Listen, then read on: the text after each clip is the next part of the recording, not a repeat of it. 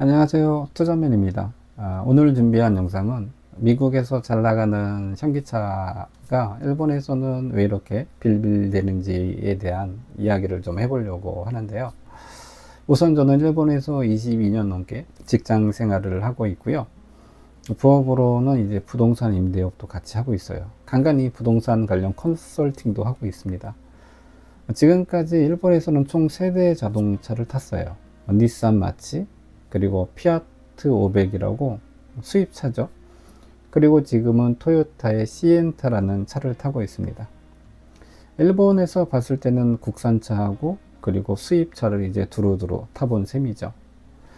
앞에서 말씀드린 것처럼 현기차의 미국 판매량이 170만 대를 넘었다는 기사가 있어요. 기사를 보면 현대차 그룹 작년 미국 판매량 170만 대, 역대 최다. 대단하죠. 라는 기사에서 보듯이 미국에서는 현기차가 뭐 펄펄 날고 있습니다. 저는 이제 구독자 1000명이 넘었거든요. 이것도 되게 힘들었는데 170만 대 이상 팔았다는 건 정말 대단한 것 같아요. 그런데 깐깐하기로 유명한 미국의 소비자들의 선택을 받은 현기차가 일본에서는 유난히 작아진단 말이죠. 그 이유가 뭘까? 지금부터 그 이유를 살펴볼게요. 첫 번째로 일본은 수입차의 무덤이라는 이야기를 혹시 들어보신 적 있나요? 맞아요. 일본은 수입차의 무덤이라고 해도 과언이 아닌 것 같아요. 우선 일본에서 2024년도 신규로 등록된 수입차 랭킹을 보면 1위가 BMW고요. 미니를 합한 수량인데 약 5만 4천 대가 신규로 등록이 됐어요. 그리고 2위가 벤츠예요. 약 5만 3천 대가 신규로 등록이 됐습니다. 그 아래로 이제 폭스바겐이랑 아우디 그리고 볼보가 뒤를 잇고 있습니다. 그럼 이제 한국하고 좀 비교를 해볼까요? 한국에서 가장 많이 이제 등록된 이제 수입차는 비슷한 기간에 1위가 BM이었고요. 약 7만 4천 대 정도가 신규로 등록이 되었어요. 그리고 2위가 벤츠였습니다. 약 6만 6천 대가 신규로 등록이 되었습니다. 3위로 이제 테슬라가 있고, 그리고 토요타, 렉서스를 합친 수량인데, 그리고 볼보 순이었습니다. 그런데 판매 수량을 보게 되면 한국에서 외제차가 더 많이 팔리고 있어요. 인구수가 우리보다 2배 이상 많잖아요, 일본이. 그런데 외제차는 우리가 더 많이 산단 말이죠. 반대로 말하자면 일본 사람은 외제차를 많이 안 사는 거죠. 참, 여기서 현대차가 빠졌는데, 현대차는 같은 기간 동안 470대를 팔았습니다. 1년 내내 470대를 판 거예요. 아주 참혹한 결과죠. 이 결과만 보게 되면 한국 사람의 애국심이 일본 사람보다 덜하나? 라는 생각이 들지도 모르겠습니다만, 저는 절대 그렇게 생각하진 않아요. 어떻게 보면 저는 이해도 된다라는 생각이 들어요. 오히려 애국심은 한국 사람이 더 강하지 않나라는 생각을 해요. 일본 사람이 좀 개인적인 성향이 강해요. 제가 봤을 때는. 그런 부분도 있기 때문에 애국심의 이야기가 아니라 이 문제는 좀 다르게 봐야 될 것 같아요. 왜 한국이 수입차를 일본보다 인구도 적은데 더 많이 살까? 조금만 더 들여다보게 되면 우리나라의 경우는 자동차를 만드는 회사 자체가 일본보다 월등하게 적기 때문에 소비자가 선택할 수 있는 폭이 작단 말이죠.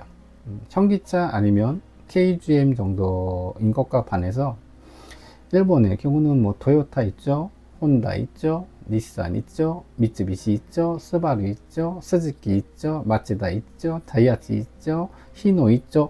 정말로 엄청나게 자동차를 만드는 회사가 많습니다. 이런 브랜드가 실제로 일본 도로에서 흔하게 볼 수 있는 브랜드인 거예요. 그래서 일본 소비자의 다양한 취향을 굳이 수입차가 아니어도 자국 브랜드 안에서 어느 정도 충족이 되는 거예요. 그러니까 외제차를 굳이 탈 필요가 없는 거죠.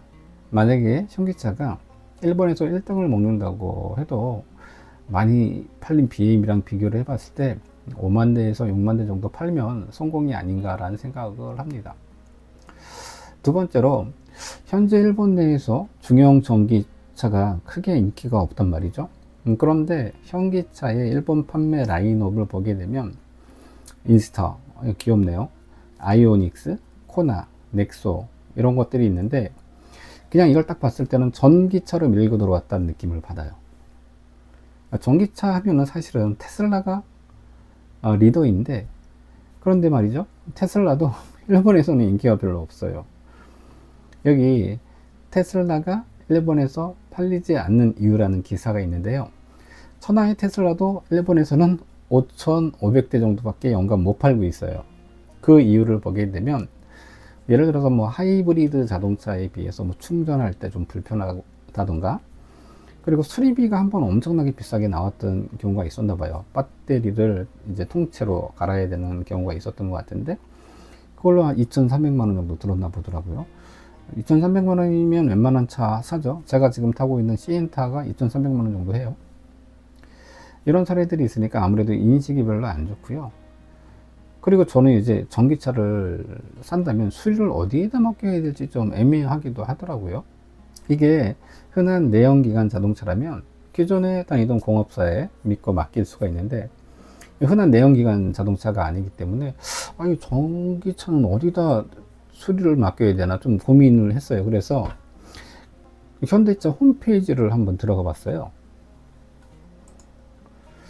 이 지도를 보시면 이게 현대자동차의 일본 홈페이지고요. 이 지도를 보면 지금 이게 킨키 지역이라고 오사카 주변 지역이에요.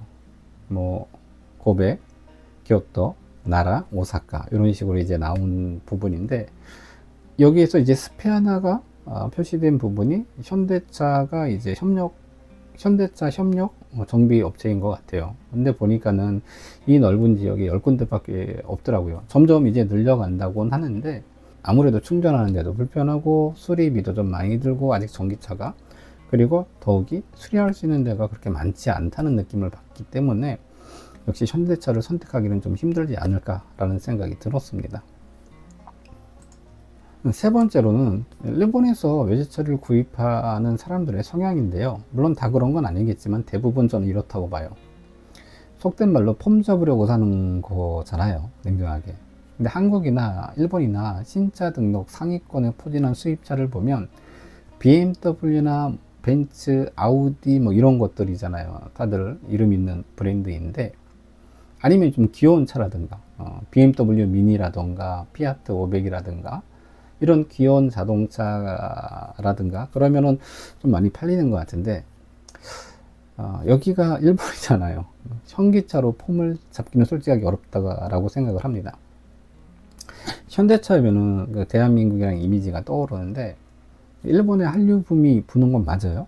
아이돌이나 한국 드라마와 같은 이제 문화 컨텐츠라든가 미용이나 음식 같은 거를 봤을 때 한류 붐인 거는 확실히 맞아요. 한국 여행도 자주 왔다 갔다 하고. 근데 차는 좀 달라요, 이야기가. 현대차의 판매 가격을 얼핏 보니까 싸지는 않아요. 그렇다고 엄청 비싼 것도 아니지만, 그래서 자금사정이 팍팍한 젊은 사람들 보다는 일본의 중장년층이, 그리고 남성이 주로 타깃이 아닌가라는 생각이 들었어요. 어느 정도 지갑에 돈이 있는 사람들이 타깃인 것 같은데, 냉정하게 일본의 중장년 남성이 현기차를 사서 폼을 잡으려고 하지는 않을 거예요. 이거는 제품에 대한 품질이나 성능을 떠나서 솔직하게 예전에는 성능도 딸리긴 했지만 지금은 아니죠. 일본 사람도 아는 사람은 다 알아요, 이젠. 그런데 뭐랄까요, 자존심 같은 거라고 할까요? 굳이 현기차를 사서 폼을 잡을 이유가 없죠. 한국 차가 일본에 비해서 월등하게 가격이 싸고 품질이 좋다면 이야기가 좀 틀릴 수 있는데, 그런 상황도 아니에요.